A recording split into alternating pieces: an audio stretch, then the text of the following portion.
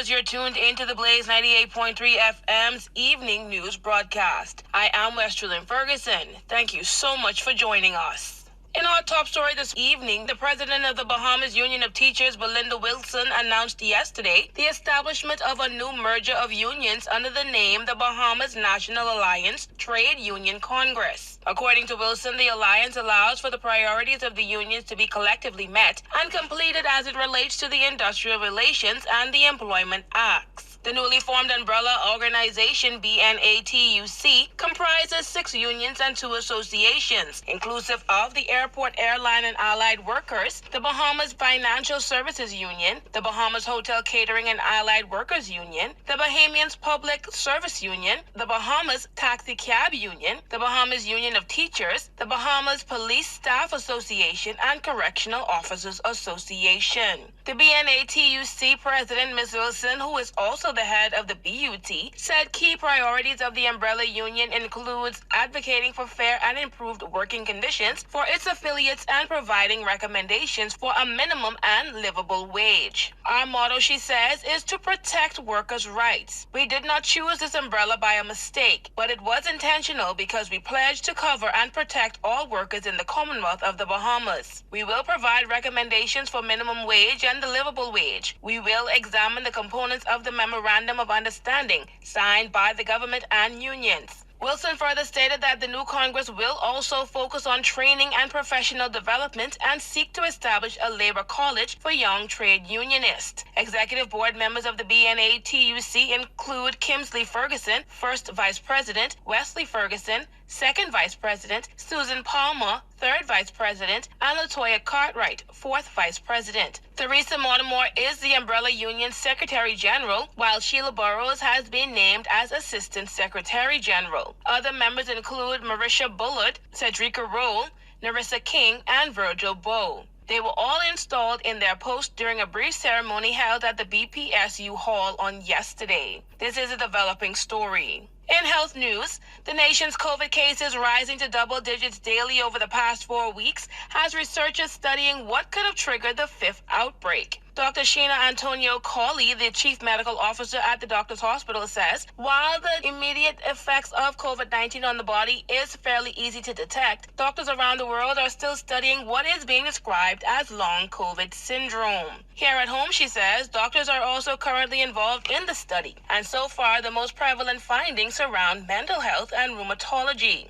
The majority of people infected with SARS-CoV-2 fully recovered within a few weeks. However, a considerable number of patients of different ages still suffer from long-lasting problems, similar to the multi-organ damage in its acute phase of infection, or experience symptoms continuously for a longer term after the recovery. The severity of the primary infection seems not to be associated with the possibility and severity of long-term symptoms. However, various unresolved symptoms have been reported in COVID-19 survivors months after hospital discharge. Long COVID-19 syndrome refers to survivors 4 months after the initial symptoms onset. It is important to understand the systemic effects of long COVID-19 syndrome, its presentations, and the need for rehabilitations to restore functional recovery in survivors. Government, healthcare workers, and survivor groups should collaborate to establish a self-sustaining system to facilitate follow-up and rehabilitations, with prioritization of resources to more severely long COVID-19 syndrome survivors. This review looks into the systemic effects of long COVID-19 syndrome in various aspects: respiratory, cardiovascular, hematological, renal, gastrointestinal, neurological, and the metabolic effects of long COVID-19 syndromes. Recommendations for follow-ups and rehabilitation details have been explored to cope with the tremendous long COVID-19 syndrome patients. She further alluded that COVID-19 in the Bahamas is less resource intensive in regards to patients that show up at the hospital for treatment and then learn that they have COVID, leading to a secondary diagnosis of the virus. It's less resource intensive, so it hasn't been pulling on our resources in terms of human resources or in terms of medications and treatments. An increase in patients who are coming in with COVID as what we call a secondary diagnosis. So in other words, those patients are infected with COVID, but they are not ill with COVID. So they're coming in with other reasons. And as you know, we test everyone who is being admitted to our facility for COVID-19. And we're having a few more cases of people who are infected with COVID-19. Those patients are not at this time requiring any treatment for COVID for the most part. Many of them don't even require oxygen therapy at this time unless it is for their their primary diagnosis.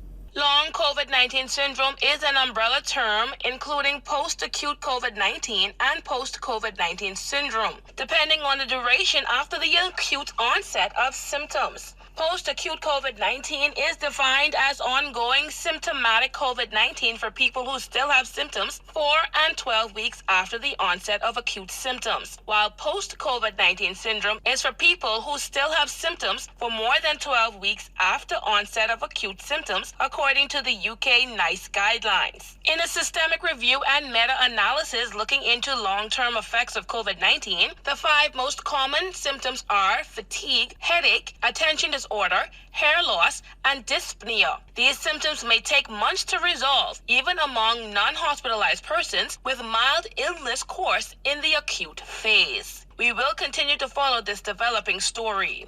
3 women were sexually assaulted in separate incidents over 3 weeks in Grand Bahama. This has police actively pursuing the culprits and asking the public for assistance in these sensitive matters. In the latest incident that occurred around 2 a.m. on Sunday, police said 2 men entered the residence, robbed the woman, and had sex with her against her will. When contacted, Assistant Superintendent Stephen Rowell said that there were 2 other incidents of women being raped on Freeport in recent weeks. In both cases, their residences were broken into. In one incident, a woman's home was broken into and the suspect took her into a nearby beach and sexually assaulted her. Assistant Superintendent of Police Paul Rowell says these matters were under investigation, and after consultation with the Deputy Commissioner of Police and the Commissioner of Police, additional measures will be taken on the island to increase police presence and patrols to arrest the individuals responsible and bring them before the courts. He said the sexual assaults were of serious concern. When asked if those incidents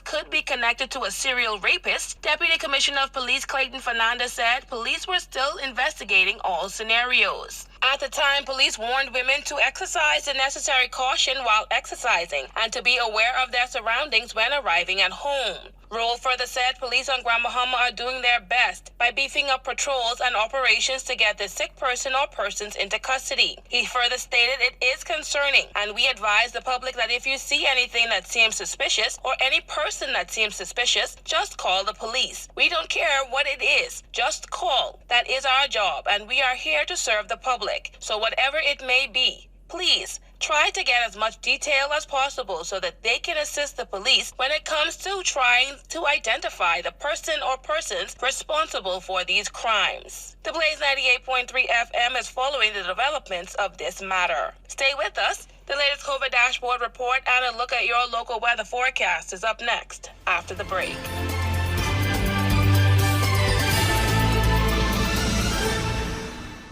23 degrees north at Grand Isle. It's the perfect getaway. Dining at the Grand Isle Resorts Grill House offers an authentic taste of the islands, from Caribbean seafood specialties to delicious steakhouse steaks. We serve our flavorful grill house cuisines along with familiar Bahamian-style favorites, served in a beautiful 5-star oceanside setting. The Grill House at 23 degrees north is open for dinner only, 5:30 p.m. to 11 p.m. Wednesdays through Sundays. Call 358-5000. Can't wait to see you there.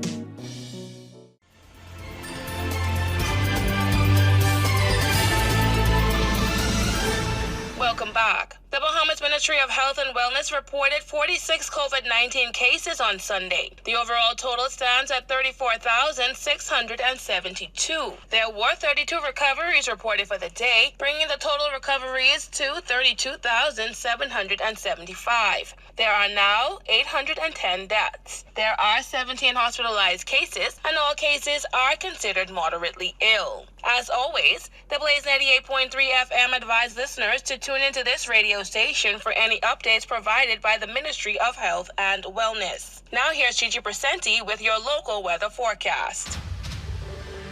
Good evening. Here's a look at your local weather forecast for Monday, May 30th, 2022, as issued by the Bahamas Department of Meteorology.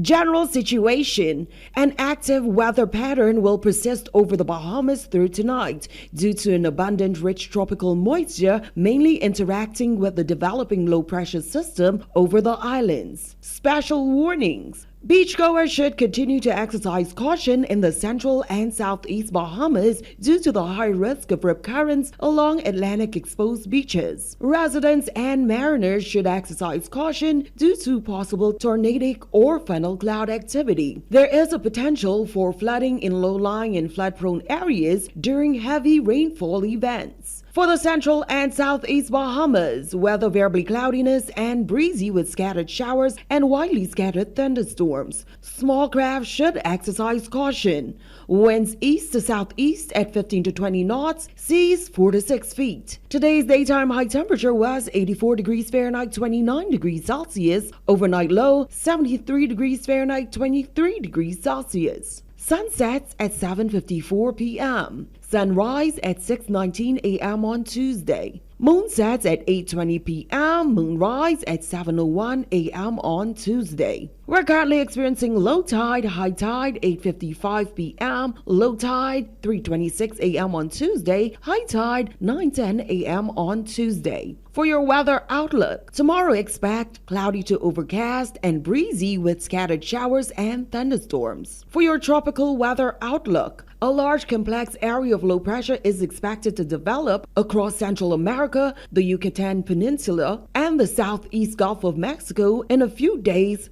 partially related to the remnants of Agatha from the eastern Pacific. Some gradual development is possible within the system in the far southwest Gulf of Mexico around midweek, or in the northwest Caribbean by the later part of this week. As it drifts eastwards or northeastwards, this system has a 40% chance of development during the next 5 days. The official start of the Atlantic hurricane season is June 1st and lasts until November 30th.